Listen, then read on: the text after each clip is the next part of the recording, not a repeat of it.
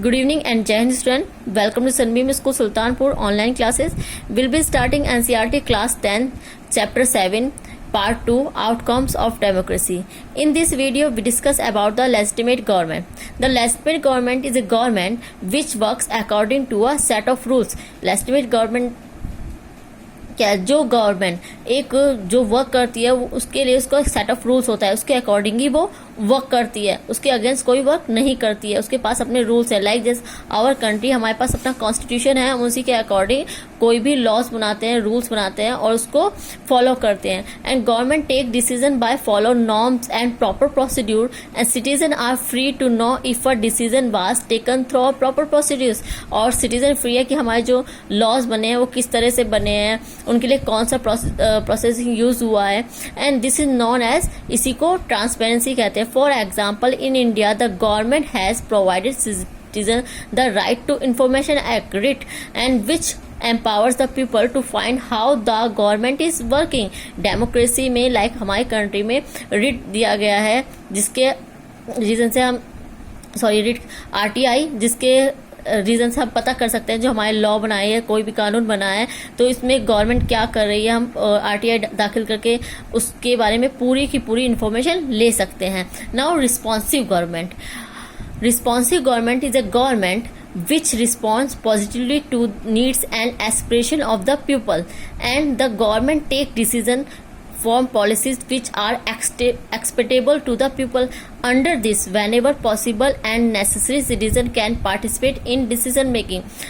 हम जैसा जानते हैं कि जो हम अपने MLA MPs को यानी अपने रिप्रेजेंटेटिव को चूज करते हैं, वो हमारे बिहाफ पे डिसीजन लेते हैं। तो वो ऐसे डिसीजन लेते हैं जो हमारे विशेष, जो हमारे वेलफेयर में हो। अगर वो कोई ऐसा डिसीजन लेते हैं जो हमारे वेलफेयर में नहीं होगा या वो हमारे अकॉर्डिंग वर्क नहीं करते हैं, वो जिस तरह वो पॉलिसीज बताते हैं उसके अकॉर्डिंग वो वर्क नहीं करते, तो क्या करते हैं हम 5 इयर्स के टाइम पीरियड के बाद उनको रिमूव कर देते हैं, उनको हम इलेक्ट नहीं करते, उनको चूज नहीं करते हैं।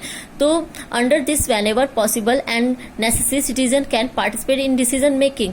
और कहीं ना कहीं जो सिटीजन हैं वो भी पार्टिसिपेट कर सकते हैं डिसीजन मेकिंग में और करते हैं बाय रिप्रेजेंटेटिव।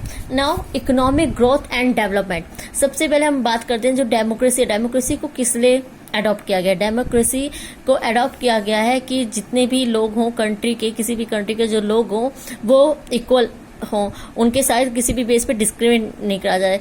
लेकिन economic growth and development between 1950 and 2000 dictatorship have slightly higher rate of economic growth.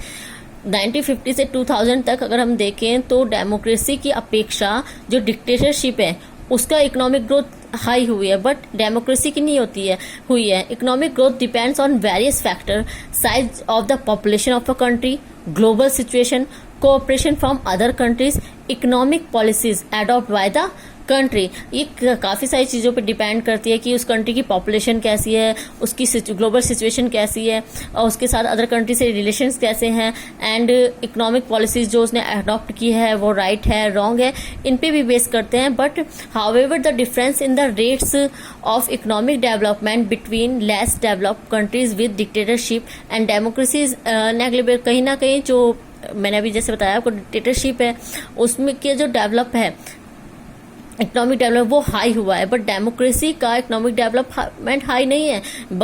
जबकि जो डेमोक्रेसी है उसमें पॉलिटिकल इक्वालिटी तो दे दी गई है कहने के लिए, लेकिन आज भी वहाँ पे सबसे ज़्यादा पॉवर्टी है. वहाँ पे हमारा जो इकोनॉमिक डेवलपमेंट है वो प्रॉपर वे में नहीं हो पा रहा है. और जबकि डिक्टेटरशिप में जहाँ केवल किसी एक का ही रूल चलता है, वहाँ पे क्या है, वहाँ पे जो डेवलपमेंट है कंट्री का वो और ज़्यादा हुआ है. Reduction of inequality and poverty. और जिसलिए डेमोक्रेसी को अडॉप्ट किया गया है कि जो पॉवर्टी है उसे हटा दिया जाए, इनइक्वालिटी है उसे हटा दिया जाए, वो उसमें अच्छी तरह परफॉर्म नहीं कर पा रही है. Democracy are based on political equality but we find growing economic inequality. हम डेमोक्रेसी में पॉलिटिकल इक्वालिटी तो हम लोगों को मिल गई है, लाइक जैसे वोटिंग का सबको अधिकार मिला है, जितने भी एडल्ट हैं चाहे वो किसी भी कास्ट रिलेशन सेक्स से बिलोंग करते हो सबको इक्वल वोटिंग राइट दिया गया है. लेकिन आज भी हम क्या बात है, इकोनॉमिक इनक्वालिटी है, लोग जो पुअर थे और पुअर होते जा रहे हैं, जो रिच है और रिच होते जा रहे हैं, और सबको इक्वलिटी नहीं मिल पाई है। तो जो डेमोक्रेसी है वो कहीं ना कहीं इकोनॉमिक ग्रोथ में और डेवलपमेंट में फेल हुई है।